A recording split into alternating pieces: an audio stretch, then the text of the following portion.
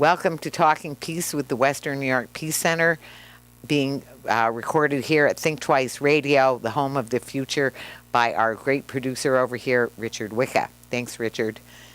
And I am co-hosting this while I'm co-directing with Deidra EmEl, who is the new upcoming director and actually, already existing employee, been coordinating us for years at the Western New York Peace Center.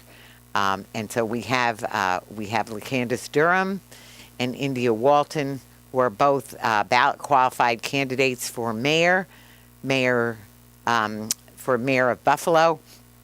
Byron Brown was not able to make it for this. He's welcome to share his answers to any of the questions that we've asked, and we will put that out as well. So, in the meanwhile, let us start back up again, and for to start, if India, I hope, if India's ready. Okay. So, if we could go to our young people, if we could ask each of you to tell a little bit about what are your plans for programming and supports for young people, just as we were talking about.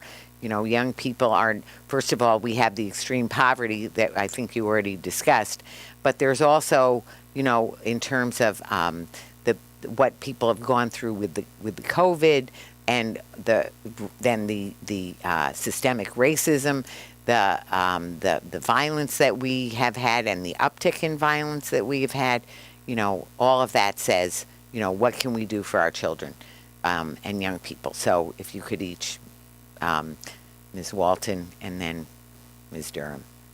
Thank you. Thank you for that question. I am super excited to expand youth employment, to expand it year round. And I'm also excited to work with the Board of Education to implement a vocational training program. Our graduation rates are up, but still our children are by and large unprepared for college and careers. And, in this day and age where we have this huge digital divide, we also need to think about municipal broadband and how we use, the time outside of our school building to be getting our children caught up, because they're not coming out of school competitive. So, again, poverty reducing measures, making sure that families have safe, affordable, stable housing, making sure that working families have access to childcare, making sure that our children get enough support services in the community to take care of their mental health and their academic needs. And also, making sure that they have access to extracurriculars. Again, you have things that are not necessarily in the purview of the mayor's office, but you have enough influence where no one's going to deny the mayor of Buffalo a meeting. So why aren't we talking about how we expand access to the arts for our children, arts and music, things that we know keep our kids off the streets, expand their ability to learn and retain information, and are just like holistically healthy ways to cope with a lot of the trauma that we experience as a community. So those are just a few of the plans that I have for youth engagement and to be able to solve this health crisis that we have of community violence and our young people really getting caught up in the system and falling to the wayside far too often. Thank you. And LeCandice? Ms. Durham? Yes. So some of my big goals is to get our youth more involved in government. I want to start a youth board for the children in high school to get them more involved in government. Right now, a lot of our youth think that their vote don't count, or they just got a bad taste. They heard bad things about politicians. So I want to get our youth more involved in government, because our youth have a right and they have a say as well what's going on in their city. Also, I want to invest in Little League football.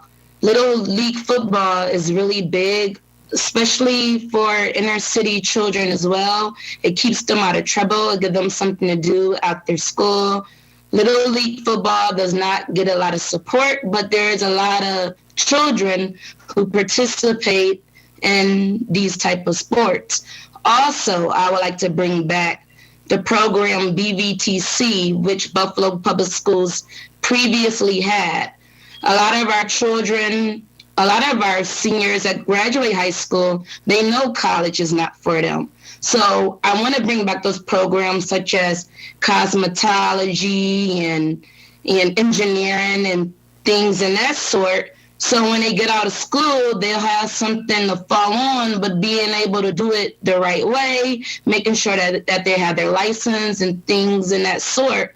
And also I want to bring back a program called Youth Court, which the city of Buffalo had years ago, which I was involved as well. But they give your peers an opportunity to judge you instead of adults. Sometimes when it's your peers, they can sometimes see why you did what you did. But I do think it helped keep our kids out of the justice system.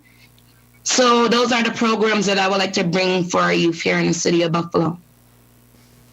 Thank you. Thank you. Sorry for I'm checking. I think we have some questions. I want to ask Deidra, do you have some questions now? Well, if we have some Facebook questions, let's go for them. Well, that's what I'm looking, while I'm looking, I thought you might have one. Well, you just asked my question as far as what, about the youth. What can we do about our educational system?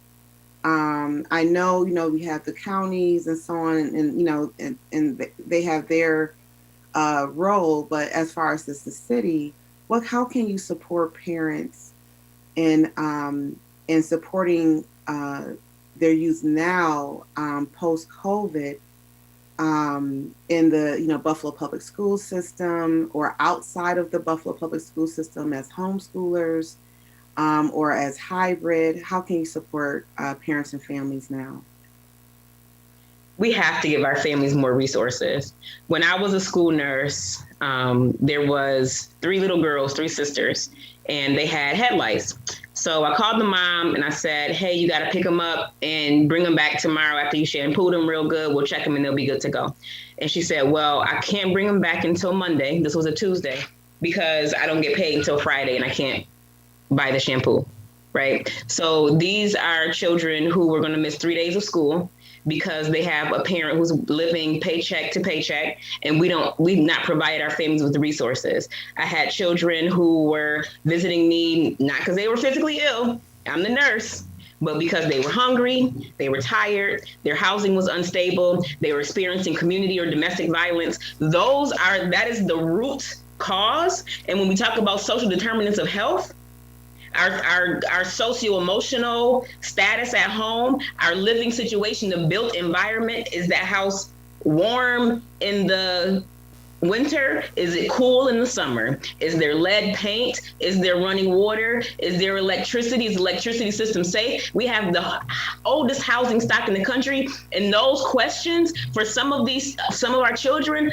are a no. They don't have healthy living situations. So I believe that the way that we solve the education gap is with resources. We have to reduce poverty. We have to give people living wage jobs so that mom and dad is not out working 2, 3, 4 jobs and don't have time to invest in making sure that their children are well educated because they're too busy in the rat race working 3 jobs when all you should need is 1 40-hour-a-week job. Why are people working 40 hours a week and still poor? Right? Like, we have all of these systemic, and I'm going to keep going back to it. We have systemic issues we have to solve from an intersectional and person-centered lens before we can start talking about the minutia. We have to change the structure. So it's all about resources, expanding access to mental health services, expanding Say Yes, having dedicated funding streams for the family partners and social workers and mental health counselors in our schools. All of those things need to be increased and bolstered. And the way we do that is by stop spending so much money on police overtime and court time and, buying brand new fleets of cars every 5 years and hyper militarized weapons to allow people to rain assault on our communities when we're peacefully protesting. That's the way that you change the way communities look, feel, and taste is by putting the money where it belongs. Thank you. LeCandice? Yes. So one of my goals is to establish a mobile response team for the city of Buffalo, which will issue referrals to residents in the city of Buffalo when there are in need of things as a food, may need help with tutoring and things in that sort. So you won't always have to call a county. I do believe the city should help pick up a lot of that slack, because once again, they are city of Buffalo residents. So this mobile response team, once again, if you need any help with food, clothing, housing, you call the city and we could get the residents and families hooked up with the right people. So actually, there is a question now. I think that at least some of you may feel that you've already answered this question, but since it is a question that's coming from the Facebook stream, I want to ask it anyway. So first of all, it was today was the lobby day for Daniel's Law. I want to mention that. Thank you, Tanvier. Tanvier Peart mentioned it's A4697 and S4814. This is on the live stream if people want to copy that down. But anyway, it was it's on the state level in honor of Daniel Prude that the Rochester Police Department killed. Too many people are doing good work to keep the business as usual practices in place. So in light of that, the question came, where does the money come from if we aren't reallocating funds, though? So the question is, where does the money come from to do, let us say, the mental health care that we're talking about that's being needed for Daniel's Law and for other mental health care? So, India, would you like to answer that question? Since that's why I say it's very close to what you were just talking about. So, but this is a question from the Facebook live stream. So I want to ask you both to spell it out again. You know, where shall the money come from for mental health care? The money shall come from cutting excess spending in departments like the police, fire, and even other departments that have budgets for take-home vehicles that are unnecessary, cell phones that are not being used, uniform allowances, excessive overtime. The media and marketing budget of some departments of the city is insane. So yeah, like it's a matter of reallocation for me. I mean, if you take one look at the budget, it's not hard to find places where money can be reallocated. Thanks. And LeCandice? Yes, so I do believe I could find some money from the administration-wise. You know, you don't need unnecessary titles and positions, paying out large salaries. My mobile response team will be a part of the mayor's office. So cutting unnecessary positions so we can have this mobile response team, you know, will most definitely, you know, benefit without cutting a police department. Now, working at the city, it all comes down with accountability. There's no accountability with the city at all. To me, personally, I do believe if, and you know, a lot of employees and commissioners enforce what's supposed to get done, this is why we see in a lot of negligence, people are not doing their jobs when people are still getting paid. So once again, once I'm elected as mayor, I'm going to hire good commissioners and have a good administration that don't have a problem with, you know, delegating the rules so the city can move. Because once again, the city haven't laid off anyone. Everyone is still working. So with that being said, if everyone is still getting paid, then why is the jobs in the city not being done? So accountability is everything. Once we hold people accountable, jobs will get done. Taking the money from the police department when there's a central booking down in a city court building, which is very unsanitary. They don't have a nurse on site. So if someone was to overdose, no one is there to help them. The cell blocks are not properly trained to help someone who overdosed. So once again, we could cut court costs with overtime because we know a lot of that is unnecessary. But let's reallocate those funds within the police department so we could fix the things as central booking. It's unsanitary. It don't have a nurse down there. The cell block attendants need better training. The officers need better training. They need to know when it's okay and not okay to bring someone down to the cell block. So to answer that question, I will not have a large administration. Thanks. So another question is actually if we want to just get in a little bit into healthcare, not mental health care, but just, health care for, medical care, preventive care for people. Is it adequate in the city? And if not, what are some solutions that you would be looking at? Yeah, certain zip codes in the city of Buffalo have some of the worst health outcomes and stark health disparities in the region, which is, the impetus for the creation of the African American Health Disparities Task Force. I believe now it's the Health Equity Task Force. But, what we get caught up is in this cycle of studying things.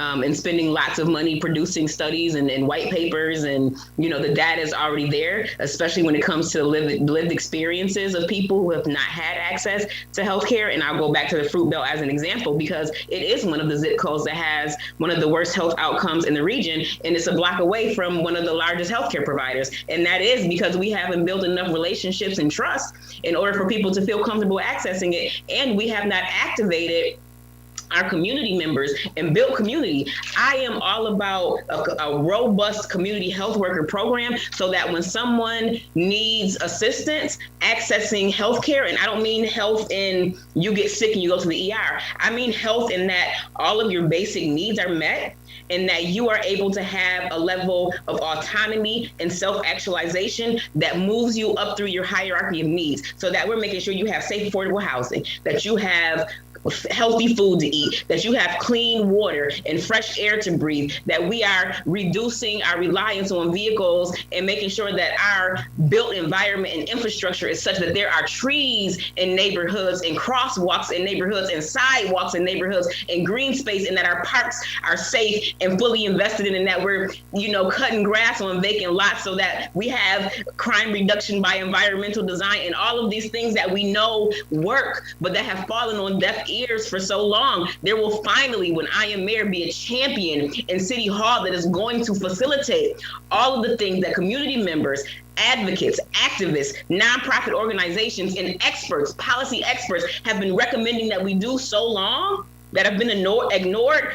I'm going to be the person that's going to have my door wide open and the wallet, the purse strings to the city to say, this is a great idea, let's fund it, let's engage with our community and see what people need at the neighborhood level. Let's go into neighborhoods, meet people where they are, and provide the resources that they need. Maybe Ms. Johnson is not gonna go to Walgreens to get her blood pressure taken, but we can send a community health worker there to help her out. We can do that for far less money.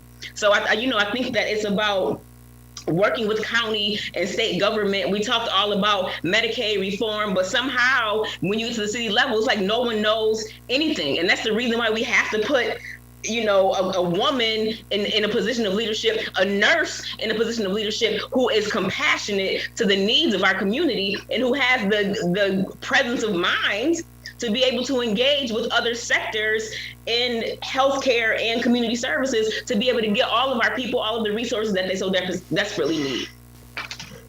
Thanks, India. And LeCandice? Yes, healthcare is very important. when I organized the event in my neighborhood, I made sure that I had United Health here because I know a lot of residents in the city of Buffalo don't have health insurance. And a lot of residents are scared to go to the doctor and things in that sort. So as mayor, I want to change that narrative. Also, establishing this mobile response team will connect residents if they need health care. You know, we work with the county. It's all about building those relationships to make sure that the residents in the city of Buffalo get what they need. Unfortunately, these relationships now have not been set up, but moving forward in the future, that's what needs to be done. The county and the city need to work together to make sure the residents in the city of Buffalo, you know, is insured, have health insurance, have what they need, have food, have good housing. Thank you. Thank you. And a last question about if you would each share your thoughts about the fact that we have a climate emergency, we have climate catastrophe going on, and what your platform says about our environment and, you know, our energy. So India and then LeCandice. Thanks. My platform establishes an Office of Sustainability for the City of Buffalo to ensure that as we look toward the passage of the CCIA and we look toward a lot of investments in green energy and green jobs, that the people who've been most disproportionately impacted by climate change are those prioritized to most benefit from it. I was actually doing an interview with a news outlet, and they asked about the removal of the Skyway. And I think that is interesting that we talk about removing the Skyway where no one really lives around before we address filling in the Kensington Expressway, aka Humboldt Parkway, and fixing the mess of the Skajakwata that has had such negative impacts on the health and safety of the community surrounding it. And we've had a coalition of community members working for more than 30 years to have the 33 removed and Humboldt Parkway restored to its natural glory and have our beautiful Olmsted Park system restored. So I'm going to be the mayor that's going to be leading the charge to make sure that federal dollars for infrastructure that come in are going to be first put into the communities that have been most harmed by environmental degradation, and that as we move toward being a climate refuge city, that people are able to come to Buffalo and lead successful lives, and that Buffalo is not a destination only for those of means who are able to escape natural disasters, but that we provide, again, resources and a pathway upward through social mobility for people who otherwise may not have been able to choose where they live. And that comes in the form of stipends and of financial resources to make sure that a person can get settled and get on their feet, and that we have a good living wage green job to offer them. I would also just say that, like, you know, the over reliance on cars and overemphasis on parking and just our automobile centric culture needs to change. And as we look to improve the conditions of our neighborhood, we're going to see our carbon emissions go down because people are going to be able to walk where they need to go and not hop in a car and go to Cheektowaga every time they need to go shopping.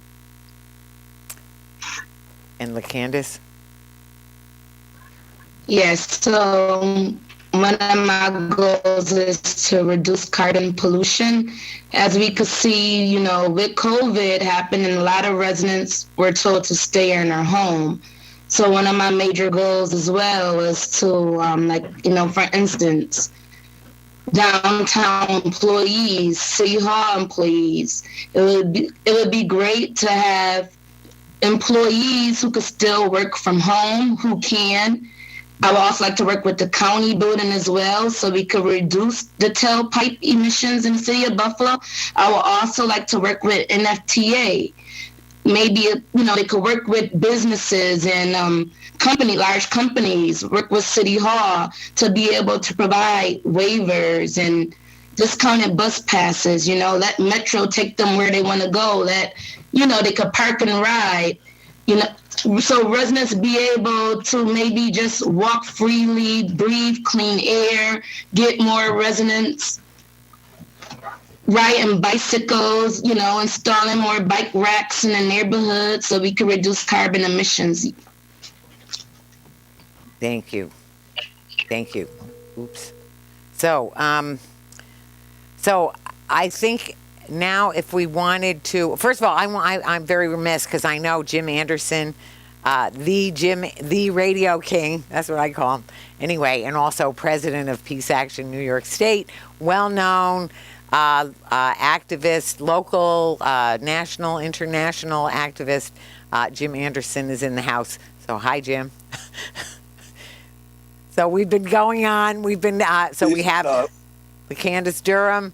We have India Walton. We do have Deidra, and right now we have a little bit of extra people on the Zoom screen. So I have notified our producer, but in the meanwhile, I would just say, maybe if we just have you each, if you have a question for each other, we talked about doing that.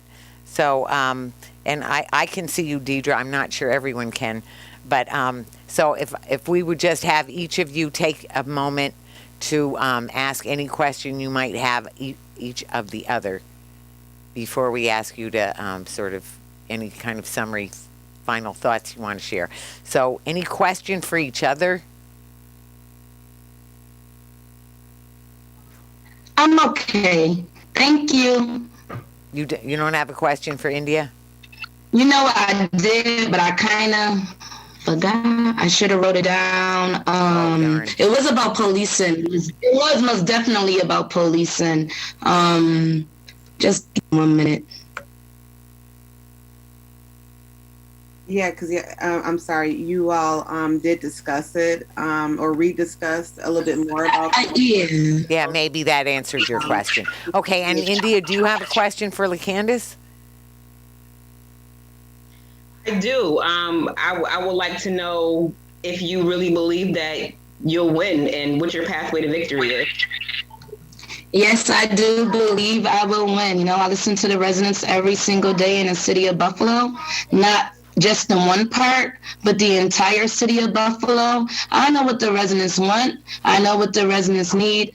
I hear it every single day. So I'm going to continue doing what I'm doing out here every day, fighting to win. So now, Jim, I know that you were on another call, and we've had our technical difficulties today. So I don't want to ask you to ask a question because I'm a little bit afraid that it's going to be what I did, and there'll be questions that we've already asked in one way, or maybe even more than one way.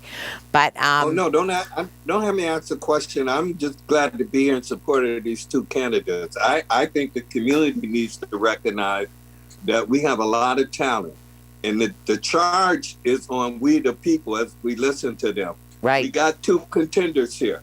Right. And we the people are going to have to make a choice. So listen well and support both, because in a climate where both of their candidacies are being discouraged by those who think they should just remain in office forever and ever, and for people who are comfortable, these candidates represent the interests of those who have been excluded, left out, shucked and jived with.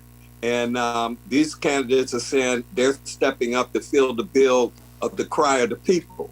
We want some real representatives. We want champions. We got to make a choice. So listen well and respect them, because it takes a whole lot first of all, to throw your hat in the ring. We're not talking to millionaires.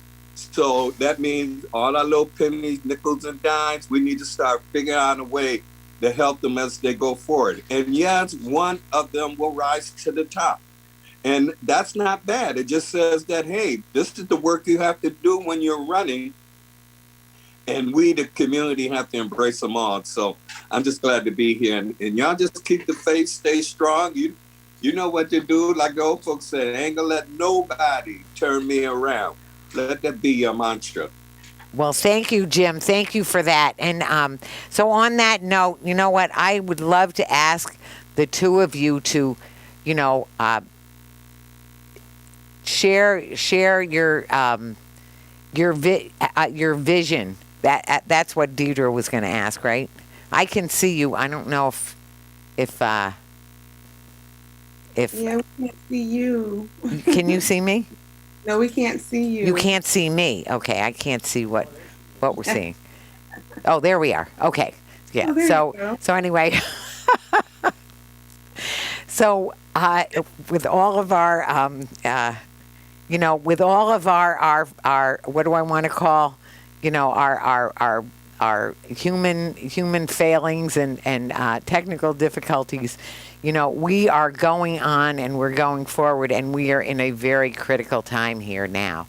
In fact, I've told to people that I think we're at the fork in the road, and so it's either going to be we're going to survive or we're not. We're in the sixth extinction. We're having so much going on, and we've seen it. We've seen change like we never could have believed just in the past year.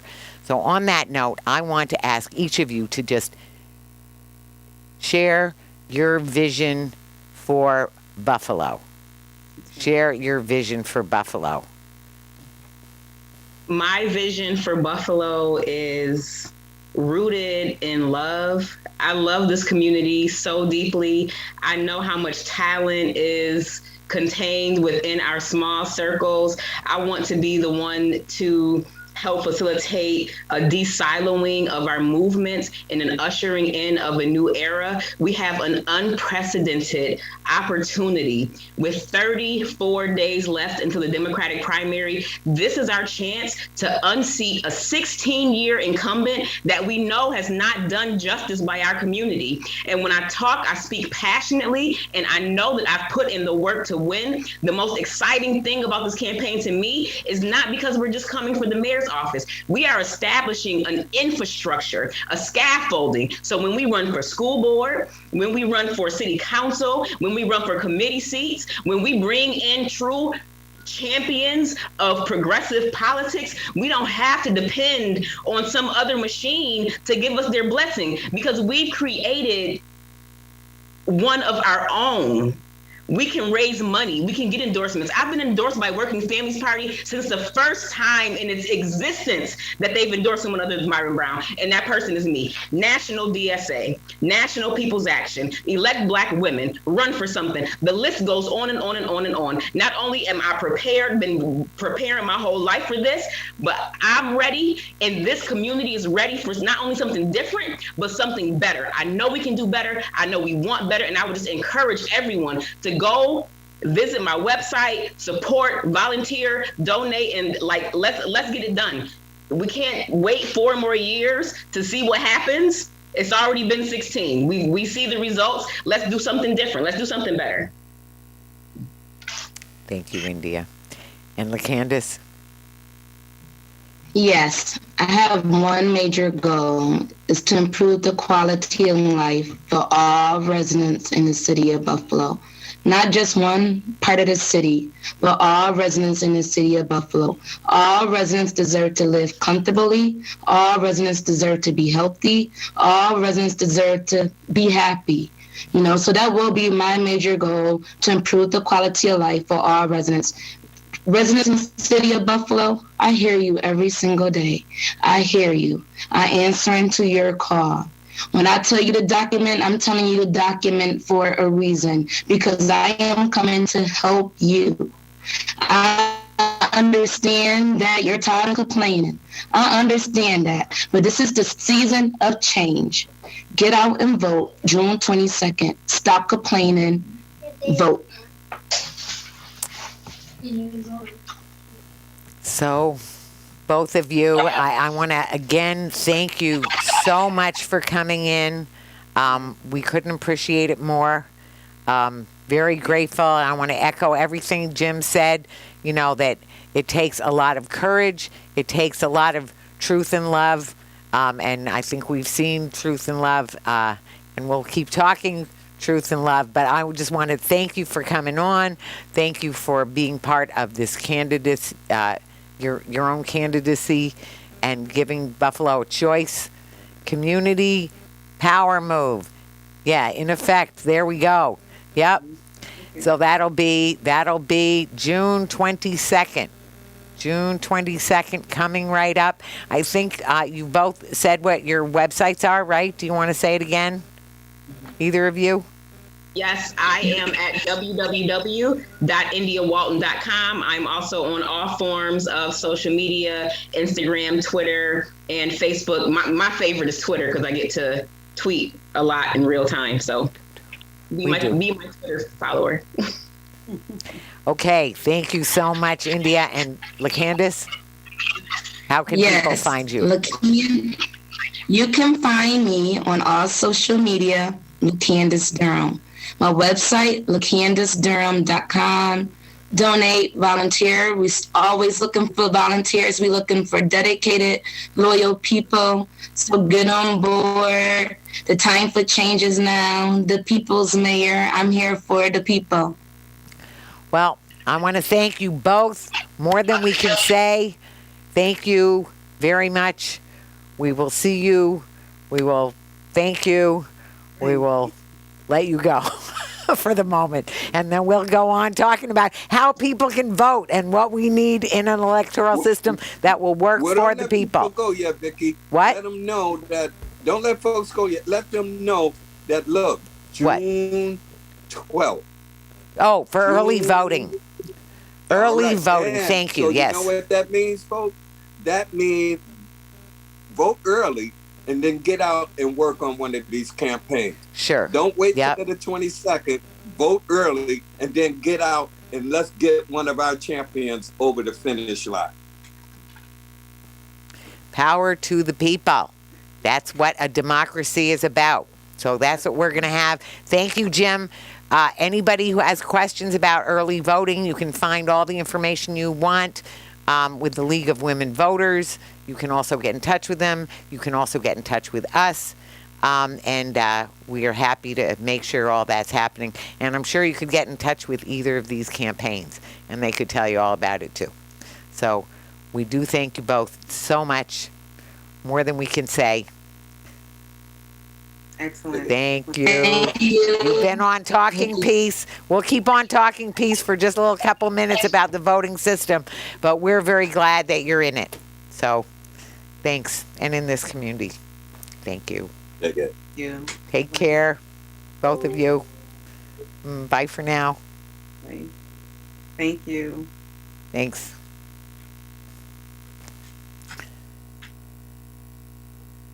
So there we go. So thank you, and thank you, Jim, for joining us. So we didn't I want wanted to get here. I Yeah. wanted to get Deidra a message anyway. I haven't forgot you. We get together anyway. Look, it's good. So much is going on. We have to be everywhere, which we have to be everywhere. We got a sick community, a community that's hurting, and if we're gonna get it well, we're gonna have to make ourselves available to those who can. And do what we can.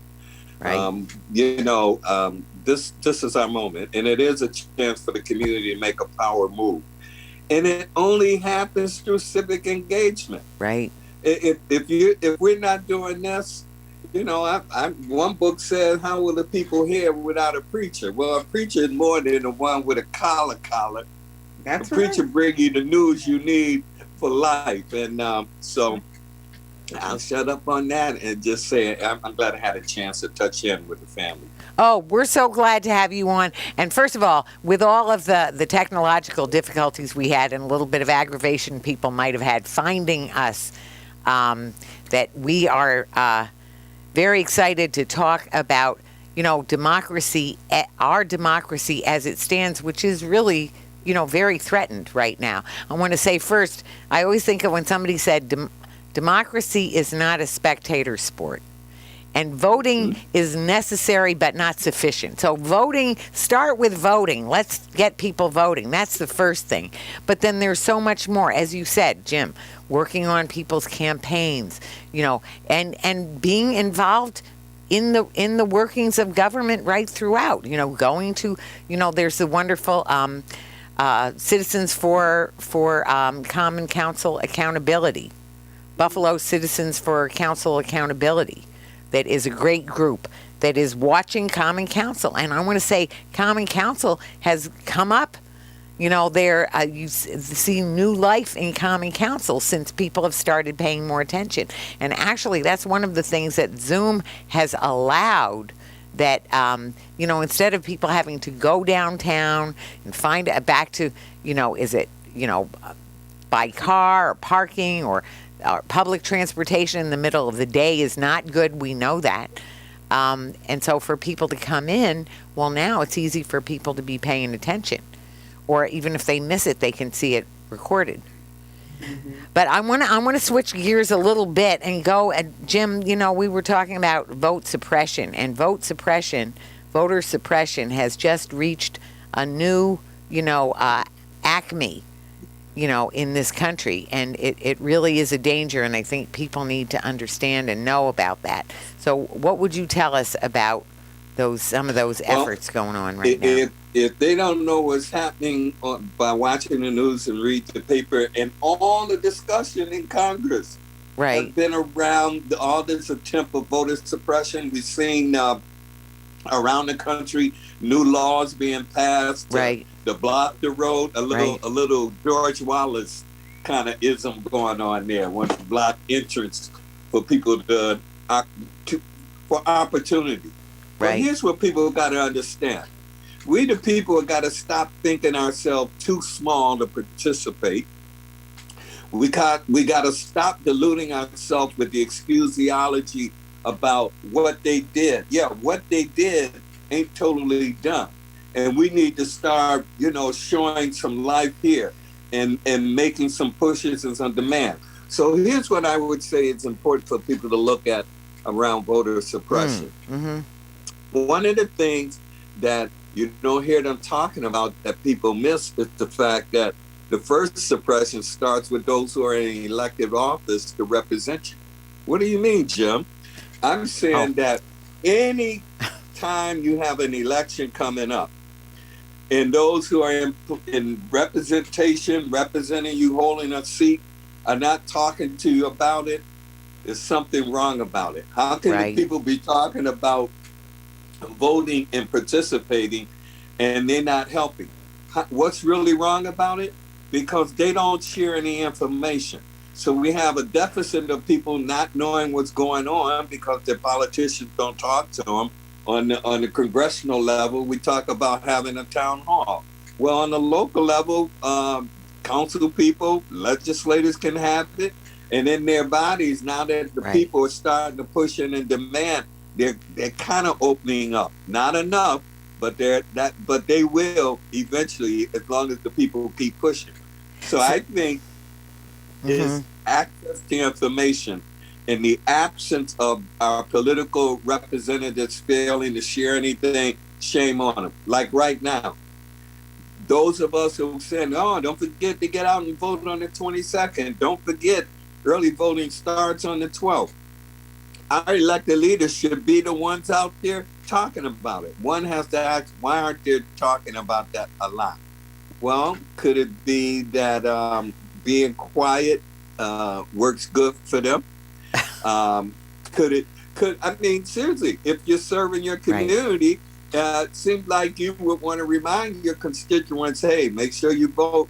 In fact, you would want to remind your staff, make sure you get a message out in the newsletter and so forth. I'm just saying they're not doing enough to help. People who have been fooled into thinking that nothing is going to change, part of it because our electeds are too silent and those who are doing the work don't have the full leverage yet. The ignorance in our community around voting is not because people were feeling bad. Many of them gave up because every time they voted, it seems as nothing would change. Well, change only happen if you keep your eyes on it and your demand. You just mentioned in the city council, the new uptick in what seems to be out in their vitality and their engagement with citizens. And that's that one because they figure, I think we'll do a good thing. No, that's because people starting to demand that. And as long as we do that, yeah, that will help make a big difference. And that's what we got to do. We're still building, we're rebuilding a nation.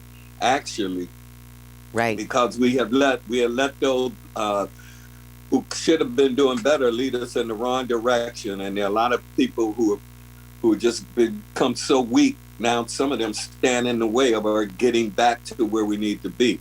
But we're on the right track. We got this great wave of young people coming forth, and the knowledge that they're bringing. Remember, look, this is a change in the culture that's happening. Right. Most of these young folks didn't come out of that culture where there was a lot of heavy racism, where there was a lot of heavy sexism. Not that it's gone, but also in the earlier culture before them, people didn't have access to information like they get. And so when you take these young, fresh minds getting the same information that some of these older minds have gotten over the years and haven't done much with it, and when you take these young people who know how to use the technology of the moment that makes the difference, such as Zoom and all of the others, we're in a new world.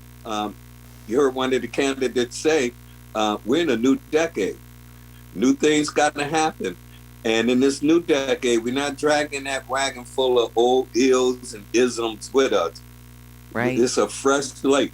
And so it's just great to be a part of this, and remind people that no matter what laws that people or statutes try to get established to defeat them from voting, they need to know you got to vote. You got to participate in the electoral process. And those who are not yet old enough to vote yet, you got to know that you have a right to pay attention to how things are going and express, because you will be the ones that will help to train up some of the older adults who are not so sure.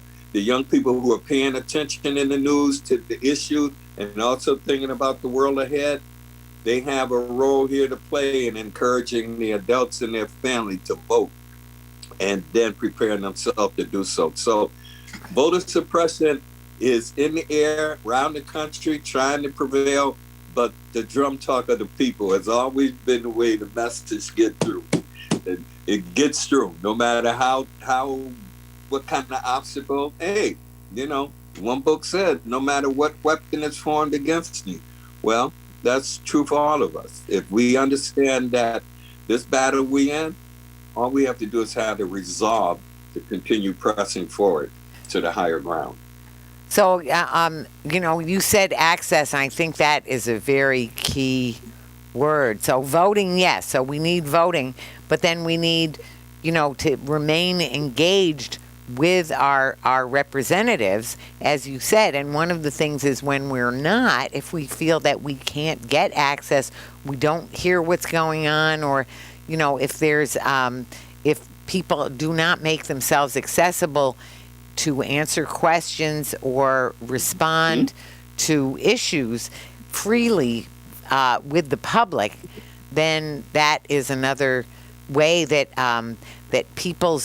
that accountability is being held at bay, and that people are not getting right. They're being people's engagement is being suppressed because they don't see what's going on up there. Right.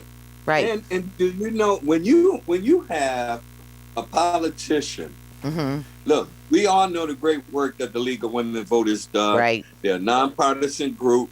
They don't swing left or right. They come straight down the middle. And we know there's a legacy of them carrying a long history of developing a pamphlet about all the different representatives and what they stand for. When you start getting representatives that don't want to go on radar to their community about where they stand, that's the problem.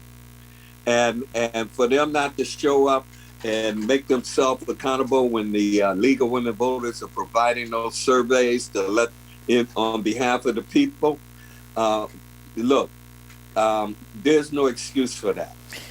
And what? Go ahead. No, go. Finish. I didn't mean to cut you off. So there's no excuse for that. And so it was there, because there's one more thing I want to get, because we're running close to the end, and I want to bring up money. So we talked about money in the government budgets and things like that, and we heard both the candidates speaking about that. But I want to talk about the money it takes to run and the way money, dark money and all of that, how that shapes our electoral system. And, Citizens United, which said that money is speech, so that the people with big money have big speech and the people with little money have little speech.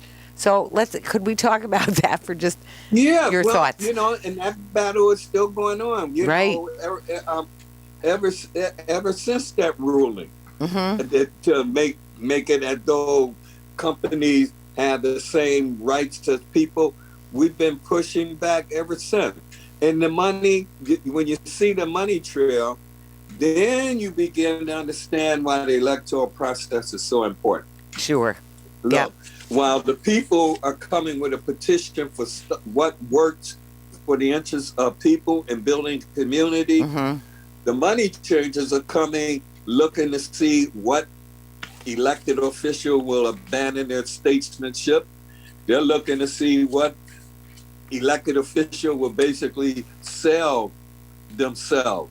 Right. Not on behalf of the people, but for some campaign fund or who would be willing to take any deal that enriches them and forget about the community for which they have to represent. That is why when we're vetting candidates and deciding who we want to stand in position to represent our interests, we better make sure we have checked not only the personality of the person, but the plan of the person. And we need to make sure they're not obligated to those who gave them the most money. That is why we need a public financing voting process that will control how much money is going out and take big money out of play. But who should be leading it? Our politicians. Right, but and of course they're the last ones. Right. Right, because cha-ching. Yeah, they should be trying to turn it around because many of them couldn't compete, but so many of them are lacking on understanding the role that money plays. But money isn't the do-all, it's the will and desire of the people. And the candidates that we have representing for the people, look, we're going to have to pull our pennies together. I know we don't want to hear them send them for fundraising. Right. But on this part of the game, until we get them to where they're in charge of the switch to make the change from that level, we need to understand that our money is to grow community.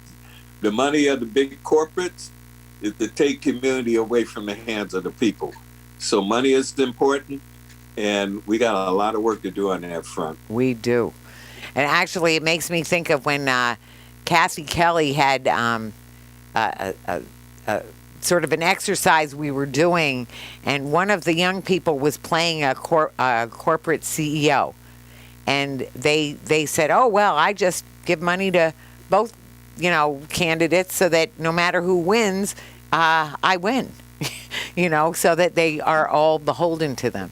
So I think we just want to bear that in mind, that as long as money plays that kind of a role in our politics, we are not going to have the true reflection of the people's will, because it will get drowned out by the so-called free speech of the rich, of the corporations and the 1%. So that's another thing to work on, and we can love to hear what all the candidates have to say about that. All of the candidates, everywhere, all of our candidates. Yeah, they all have to speak to it because they all need finances to run, but they don't need it like that. Public financing set up. If we get that set up, listen, it will help. It'll be a game changer. You're not kidding. It'll provide the accountability and the transparency. And it's time. Yeah, and it's almost time for us to end this. So I want to say I'm so glad that you joined us at the end, because we did want to have this coda, because it is so important to our democracy. And I do want to just give a little short plug again that or I don't think I've mentioned it on this show, that Voice Buffalo is having a sheriff's forum. And that sheriff's forum is going to be all the sheriff's candidates. It's going to be both in person on Monday, the 24th, at at the Erie County Central Library, Buffalo and Erie County Central Public Library in person, and it will also be live streamed on Facebook, etc., of Voice Buffalo, possibly ours as well, although I hope they don't have all the glitches we had. But we are co-sponsoring that. We're very thrilled that they're having it, and we're going to rebroadcast it. Hear me, Richard. We're rebroadcasting it on this coming Wednesday night. We will rebroadcast it, and then we will also share it on WBNY, where it will be aired on the original alternative radio station that is WBNY 91.3 FM Buff State. So we're excited about that. That's coming right up. So I want to say, Jim, you are the radio king. Thank you for coming out. Thank you, Richard. And I want to say thank you, Deidra, who had to step aside. Oh, there you are.